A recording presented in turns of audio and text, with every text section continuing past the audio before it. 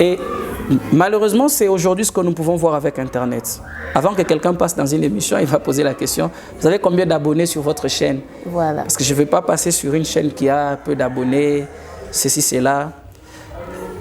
Il ne sait pas pourquoi il fait ça. La Bible dit, Jésus a dit, ne soyez pas comme ceux qui vont dans les synagogues, levant les mains, ainsi de suite. Et Jésus dit, ils ont leur récompense. Et la personne qui fait ça, sa récompense, c'est qu'on l'a vu. Mais le Seigneur ne l'a pas récompensé. Voyez-vous?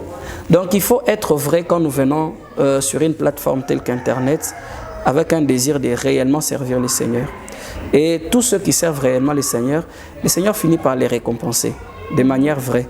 En tant qu'enfants de Dieu, je voudrais dire que nous ne pouvons pas tout faire sur Internet. Nous ne pouvons pas faire ce que tout le monde fait sur Internet. Voyez-vous? Donc nous devons utiliser Internet à des fins qui nous permettent de remplir les œuvres que Dieu a préparées pour nous d'avance. Parce que juste en tant qu'enfants de Dieu, nous devons suffisamment grandir pour être capables de comprendre ce que nous devons ou pas faire avec Internet. Et la croissance ne vient que par la connaissance de la parole de Dieu. Il est écrit, ceux du peuple qui connaîtront leur Dieu agiront avec fermeté. Vous serez ferme dans vos voies si vous connaissez le Dieu que vous servez, si vous savez que le Seigneur n'apprécie pas certaines choses. Voyez-vous, il y a des choses que Dieu n'aime pas, que Dieu n'apprécie pas.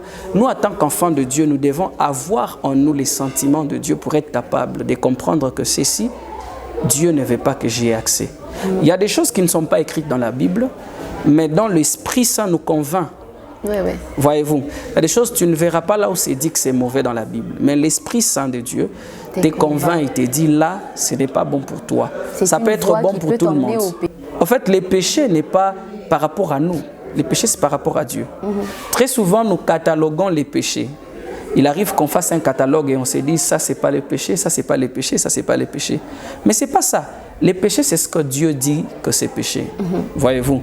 Et lorsque le Seigneur t'interdit de manger les foufous, même si tout le monde mange les foufous et que ce n'est pas un problème, si toi tu manges, tu as péché contre Dieu, tu as désobéi à Dieu.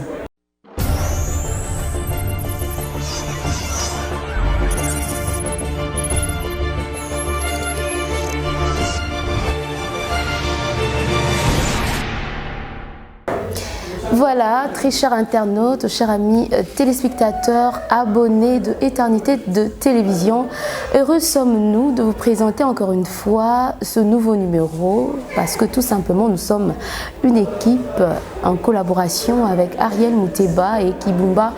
Nous nous battons jour pour jour afin de vous satisfaire, de vous édifier parce que telle est notre mission.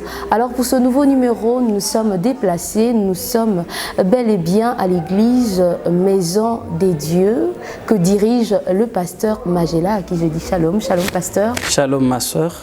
Avec lui, nous aurons nous entretenir autour de ce thème, un sujet très épineux. Il s'agit bien du chrétien face à l'Internet, différents comportements que nous constatons en cette période-ci. Eh bien, nous allons épingler tous ces aspects. Bien avant cela, nous allons commencer par la prière. Bien, prions le Seigneur. Tendre Père et notre Dieu, merci pour ta faveur et ces moments que tu nous donnes de partager avec nos spectateurs, nos téléspectateurs et nos internautes. Nous te recommandons ces instants. Bénis-nous et accorde-nous suffisamment d'intelligence et de sagesse pour partager et bénir ton peuple. Au nom de Jésus-Christ, Amen. Amen. Voilà, merci pasteur. Alors, je l'ai dit tantôt que notre terme est le chrétien et l'Internet. En tant que chrétien, nous savons déjà qui est un chrétien, mais nous aimerions en savoir un peu plus et pourquoi pas une petite définition de l'Internet.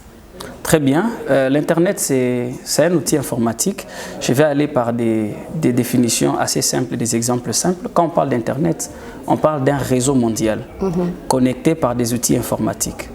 Et évidemment, c'est dans les années 60 que le développement d'Internet a commencé, qui avait au début pour objectif de pouvoir connecter plusieurs universités sur un même réseau de partage d'informations et aussi plusieurs institutions militaires aux États-Unis. Et donc c'était un outil de recherche qui permettait de développer l'échange d'informations entre universités, entre armées, ainsi de suite.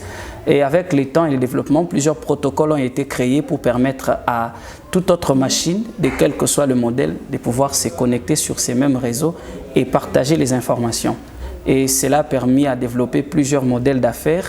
Et aujourd'hui, l'Internet est pratiquement incontournable dans les vécus des hommes. Donc, en bref, c'est ce qu'on peut comprendre d'Internet. Et d'où est partie, n'est-ce pas, cette liaison, si je peux le dire ainsi, ces rapprochements entre le chrétien et l'Internet? D'abord, ce n'est pas le chrétien en premier, c'est tout homme.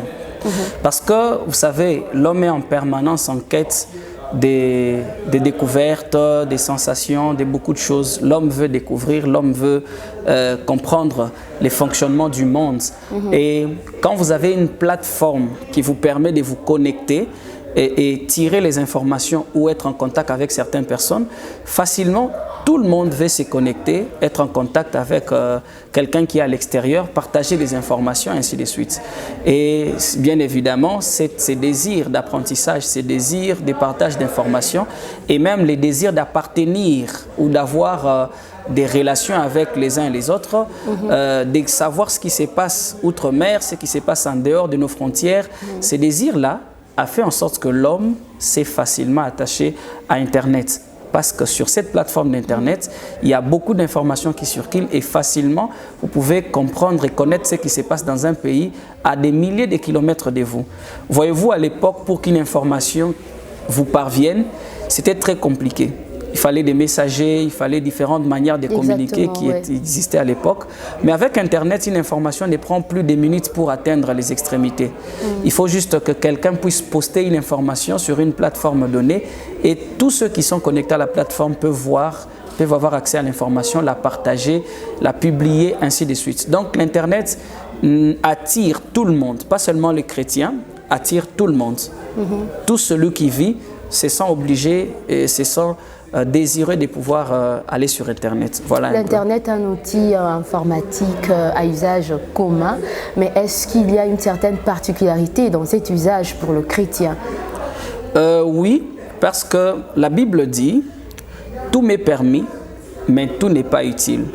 Voyez-vous, nous sommes en tant qu'enfants de Dieu et nous devons le savoir. Nous ne pouvons pas faire ce que nous voulons, comme nous le voulons. Nous devons faire ce que le Seigneur nous demande de faire. Pourquoi? La Bible dit dans Éphésiens au chapitre 2 qu'en Christ, le Père nous a créés afin de pouvoir pratiquer les bonnes œuvres qu'il a préparées d'avance pour nous. Donc quelqu'un ne peut pas, tu es en prison, tu veux mourir, quelqu'un vient, il paye ta caution et puis il te laisse vivre comme tu es. Vous voyez un peu, c'est pour un peu définir la manière dont normalement les enfants de Dieu doivent marcher, c'est selon la volonté du Seigneur. Alors, dans chaque outil, dans tout ce qui peut se faire, il est facile de discerner ce que le Seigneur veut que l'on fasse et ce qui n'est pas bien. Voyez-vous? Mais aujourd'hui, l'Internet a donné une liberté à tout le monde. C'est tout le monde qui peut se connecter, c'est tout le monde qui peut parler, c'est tout le monde qui peut faire n'importe quoi. Mais en tant qu'enfant de Dieu, je voudrais dire que nous ne pouvons pas tout faire sur Internet. Nous ne pouvons pas faire ce que tout le monde fait sur Internet. Voyez-vous? Donc nous devons utiliser Internet à des fins qui nous permettent de remplir les œuvres que Dieu a préparées pour nous d'avance. Et parce que justement sur la toile, on retrouve des bonnes comme des mauvaises informations, des informations qui peuvent nourrir notre âme, mais aussi détruire notre âme.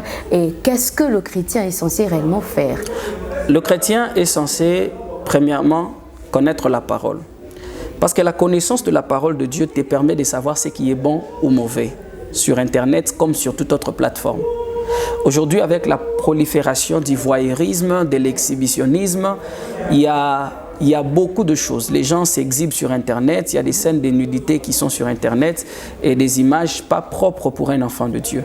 Très triomphant. Cependant, il n'y a pas un protocole qui nous interdit, qui dit que ici, si tu as reçu Christ, si tu cliques, ça ne va pas passer. Il y a pas. On est libre. Vous êtes libre. Donc, quand vous cliquez, vous avez accès à ce que les autres peuvent aussi voir.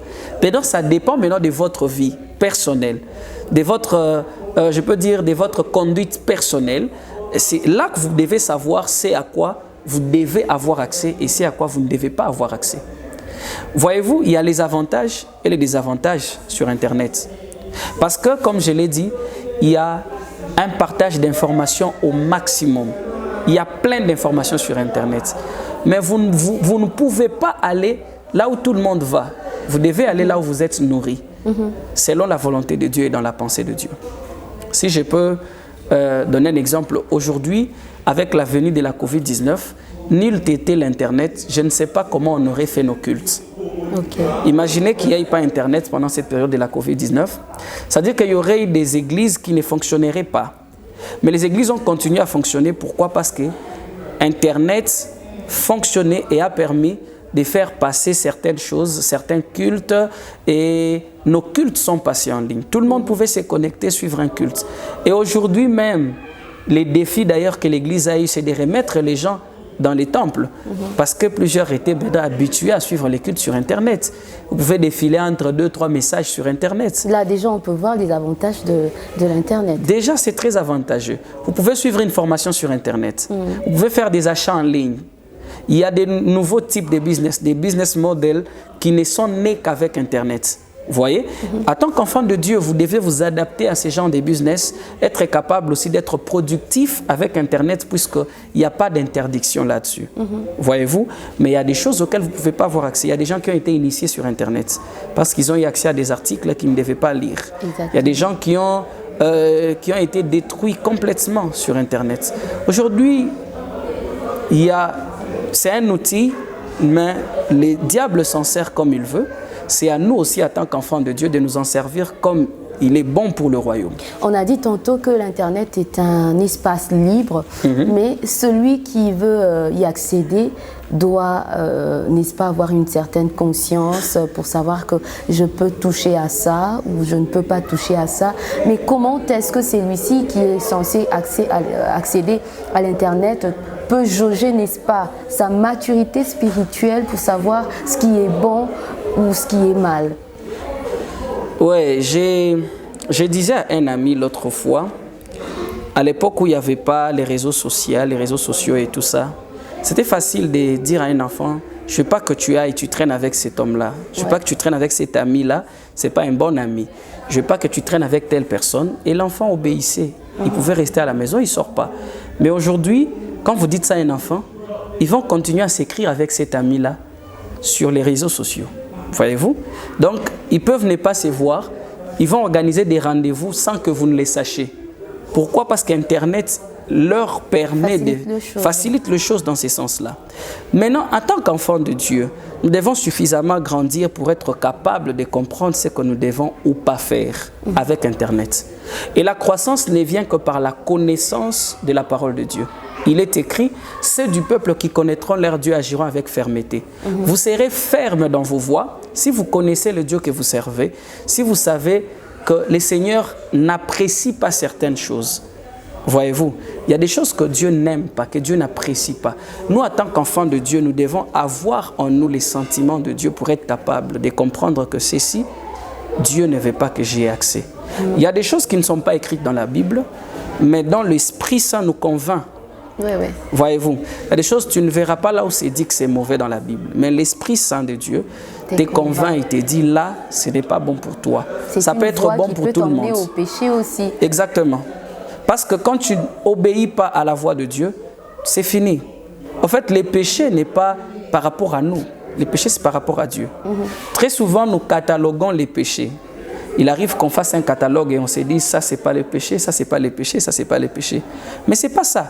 Les péchés, c'est ce que Dieu dit que c'est péché. Voyez-vous.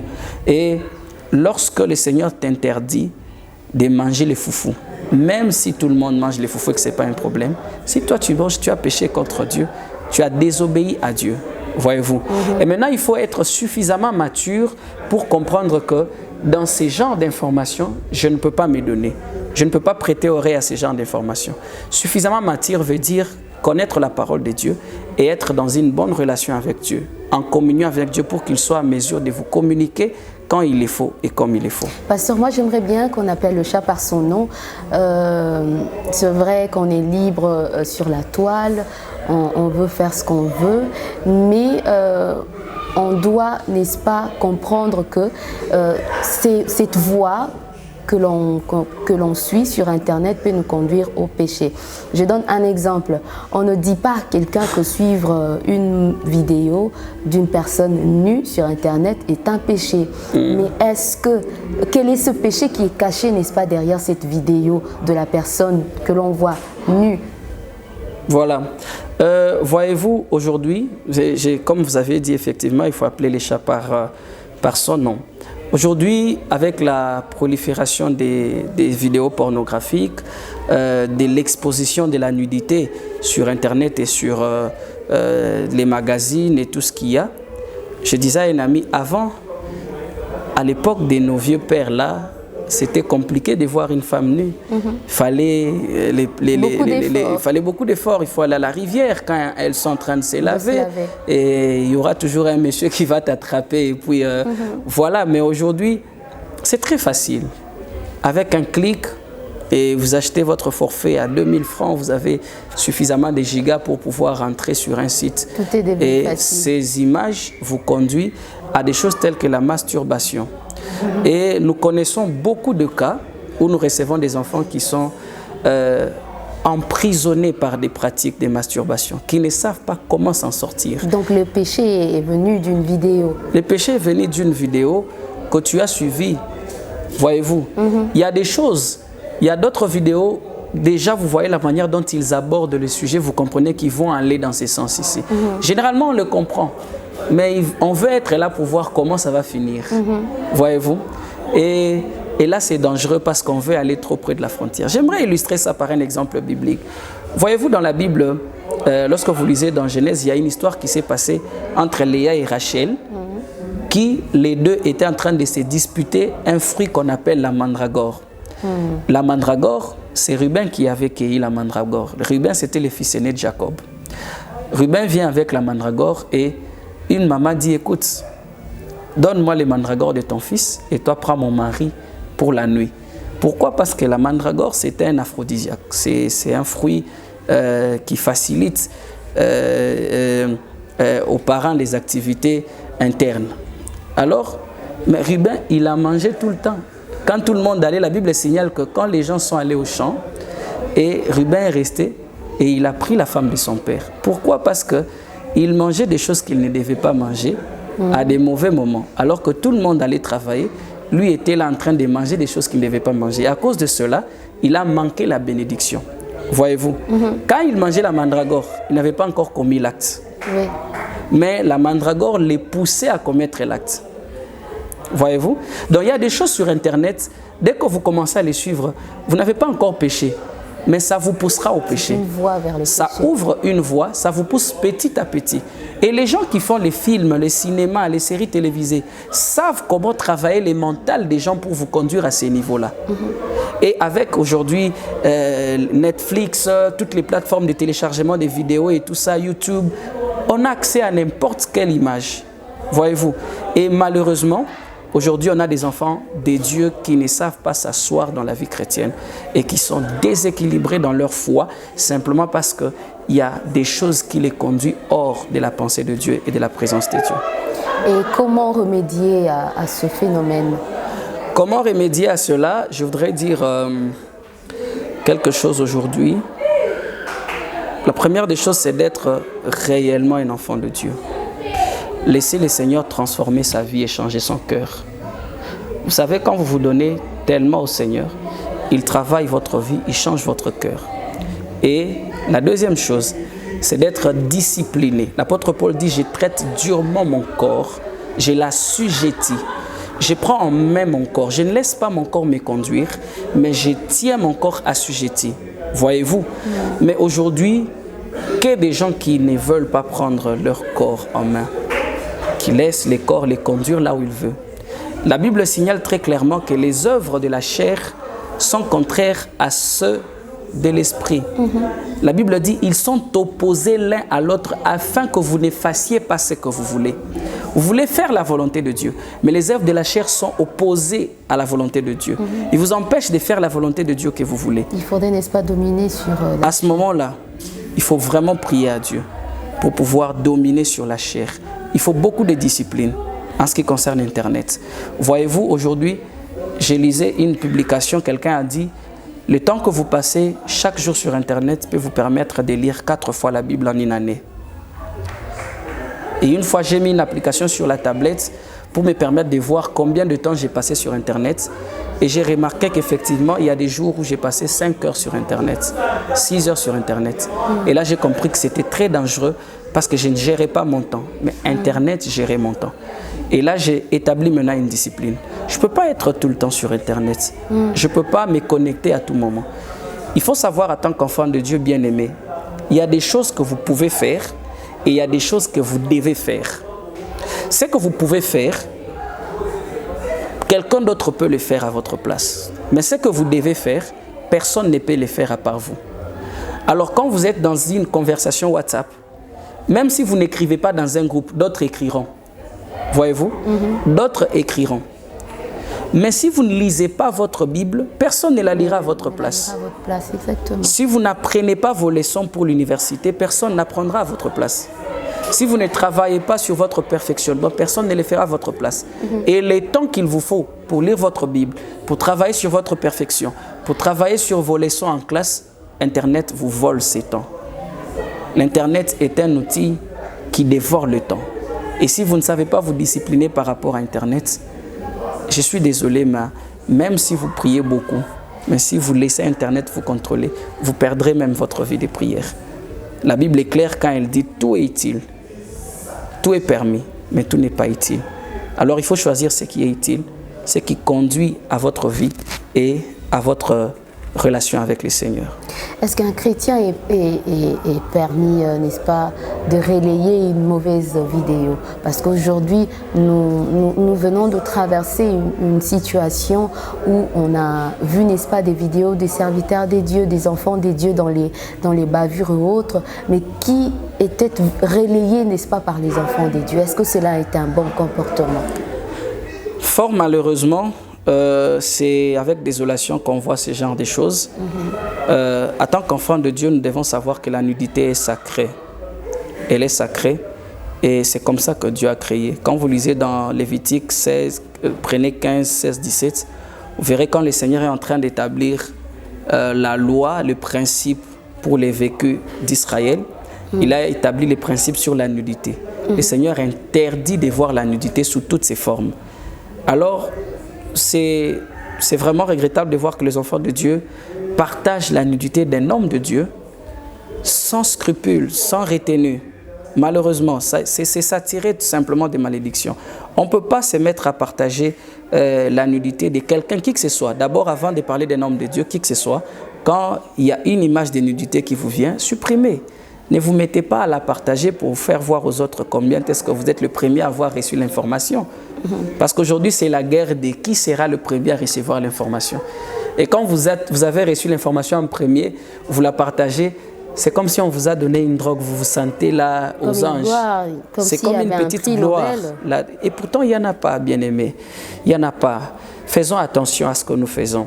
Nous ne pouvons pas être là à faire la publicité du diable, la publicité des œuvres du diable. Alors là, nous ne servons pas le Seigneur. Là, nous servons carrément le monde des ténèbres.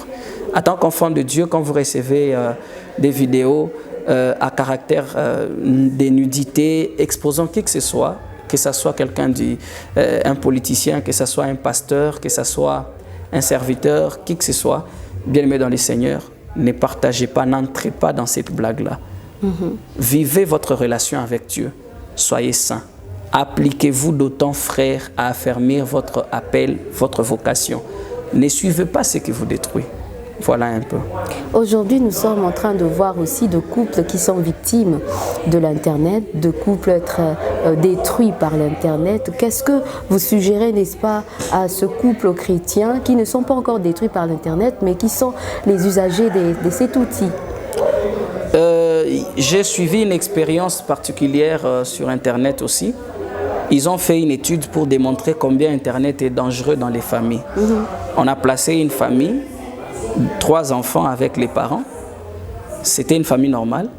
Mais pendant l'expérience, ils ont changé de parents. Et l'enfant qui était sur Internet n'a pas remarqué qu'on a changé les parents. On lui a changé des frères. Il n'a pas remarqué qu'on lui a changé des frères.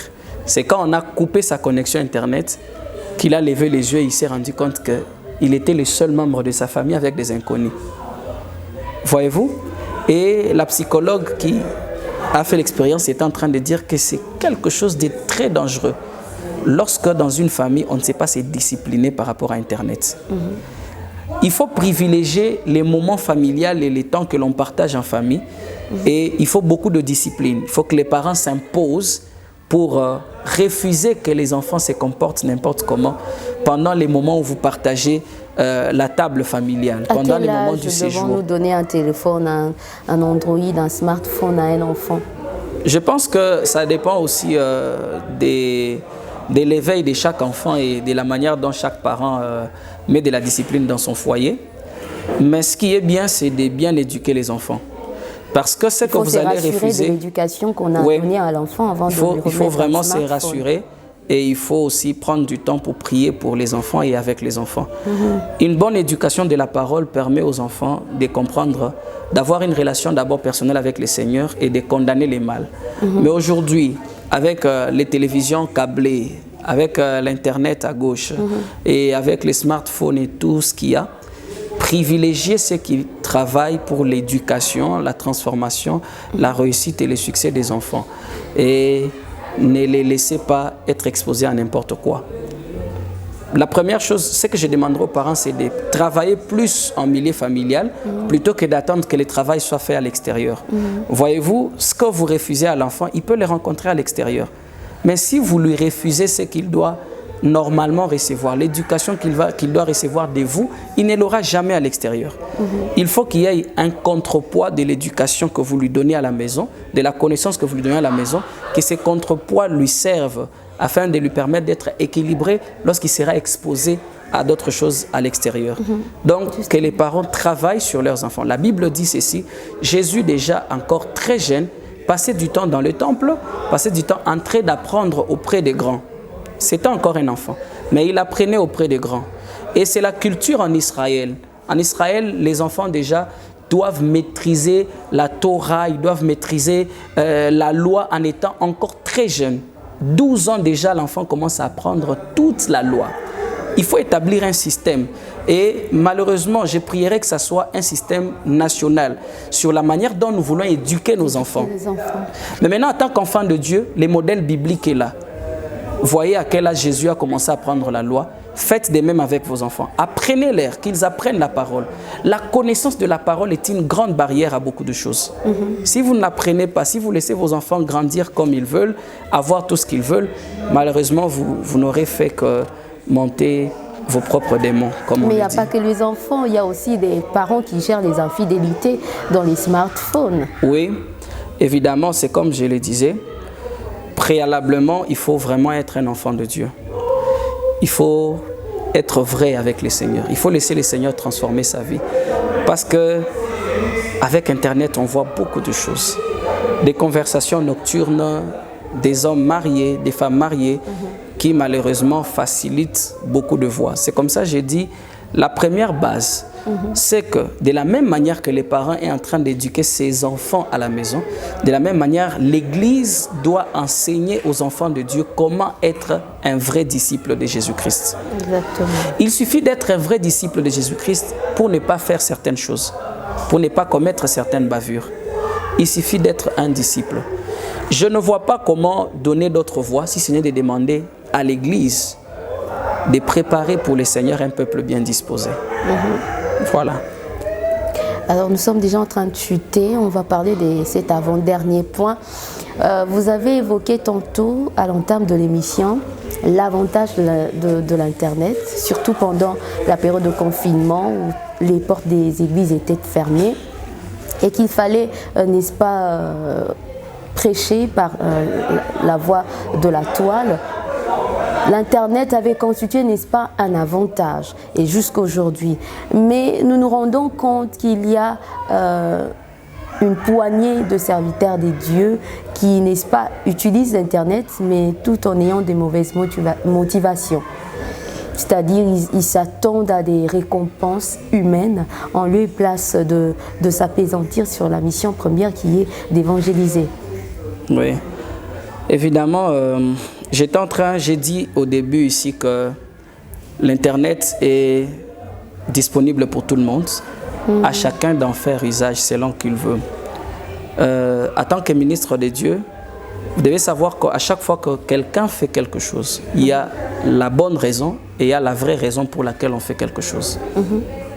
Voyez-vous, quelqu'un peut même dire que nous allons commencer un séminaire et il vous donne une raison, il dit c'est pour bénir le peuple de Dieu. Mais il y a une vraie raison. Et ça, c'est une bonne raison. Hein. Quelqu'un qui entend, il entend que ouais, on veut nous bénir, c'est une bonne raison. Mais la vraie raison peut-être qui se cache derrière, c'est qu'on veut créer une certaine visibilité et peut-être s'amasser un peu plus d'argent. J'ai vu des musiciens, enfants de Dieu, à l'église, se dire, bon, madame m'avait demandé quelque chose, alors pour répondre à ça, j'ai jugé de faire un petit concert. Comme ça, je vais payer à madame ce qu'elle m'a demandé. C'est-à-dire, quand il vient maintenant devant vous, nous voulons passer un moment d'adoration dans la présence de Dieu.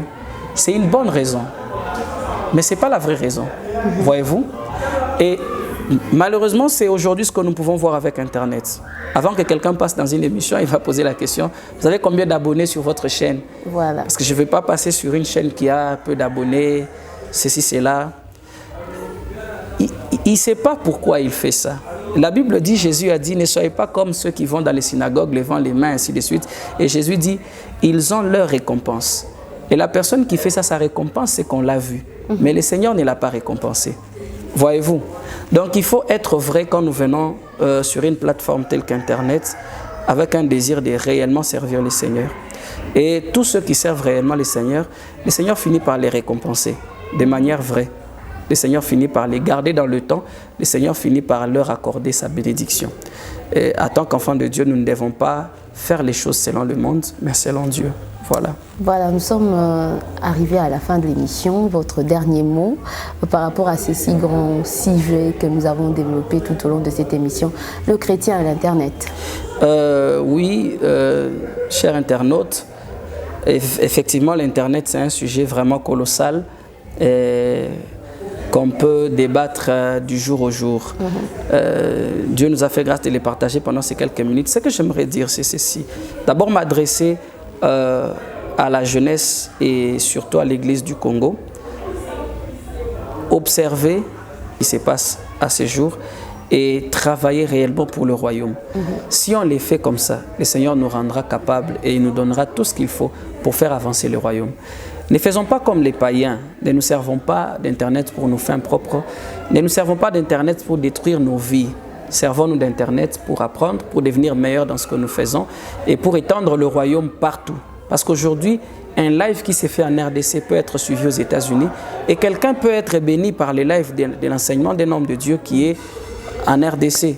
Et cet homme peut se trouver en Inde, au Népal, mais à cause d'une émission qui passe, il peut être béni, il peut même recevoir Christ dans sa vie. Donc, servons-nous de cet outil pour pouvoir agrandir le royaume de Dieu et que le royaume s'étende vers toutes les nations.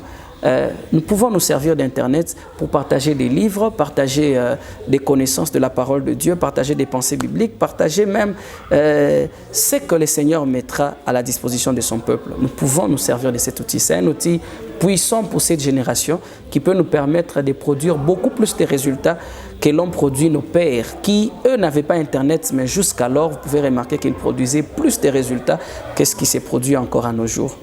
Donc, soyons vrais et travaillons réellement pour les comptes du royaume. Et je voudrais assez que tous ceux qui sont encore dans des problèmes de masturbation, des problèmes de pernition à cause de ce que leur avait proposé Internet, n'hésitez pas, écrivez au numéro qui sont affichés sur le bas de votre écran. Nous allons vous prendre en charge dans la prière, vous accompagner. Vous pouvez en profiter pour donner le numéro aux téléspectateurs en cas de besoin. Oui, le numéro de l'église, Vous pouvez prendre les 097 82 78 939. Pour ceux qui sont à l'extérieur. 097 82 78 939, ou vous pouvez écrire sur la page de l'église, Église la Maison de Dieu. Vous écrivez sur Facebook, cherchez Église la Maison de Dieu, vous allez nous voir et vous pouvez nous laisser un message en ligne, nous pouvons vous répondre, vous contacter et prier avec vous selon que le Seigneur nous conduira. Voilà. Merci beaucoup, pasteur. Pour ceux qui sont en dehors de frontières de la République démocratique du Congo, n'oubliez pas de commencer par le plus 243, c'est vraiment important, afin de contacter les pasteurs Magela de l'église la Maison de Dieu. En tout cas, merci beaucoup d'avoir été de nôtres pour ce numéro. Nous croyons que vous allez faire partie de notre prochaine émission. Merci infiniment. Merci beaucoup, merci ma soeur. L'église La Maison des Dieux se trouve sur l'avenue Mboma numéro 26, dans le quartier Salongo chez les copains, dans la commune de Lemba. Alors, pour vous qui êtes à Kinshasa, n'hésitez pas de venir fréquenter cette église pour écouter la parole des dieux, mais aussi exposer votre problème, votre préoccupation. Il est l'ange que le Seigneur a placé au sein de cette église. Par la grâce du Seigneur, par la puissance du Saint-Esprit, je crois bien que vous aurez, n'est-ce pas, des réponses à vos préoccupations. Nous vous disons merci pour votre attention soutenue à ce programme. N'hésitez pas de nous envoyer vos vidéos, des témoignages. Vous avez vécu quelque chose de la part du Seigneur, une expérience personnelle avec le Seigneur. Envoyez-nous vos vidéos au travers le numéro qui est juste affiché au bas de votre écran et nous allons partager cela pour l'édification de tous, du corps du Christ, allais-je dire. Alors, je dis merci à l'équipe technique qui travaille avec nous, Ariel Mouteba et Kibumba. Merci infiniment pour le travail que vous ne cessez d'abattre. Merci à nos chers téléspectateurs. Nous nous retrouvons prochainement pour un nouveau numéro. Au revoir. Au revoir.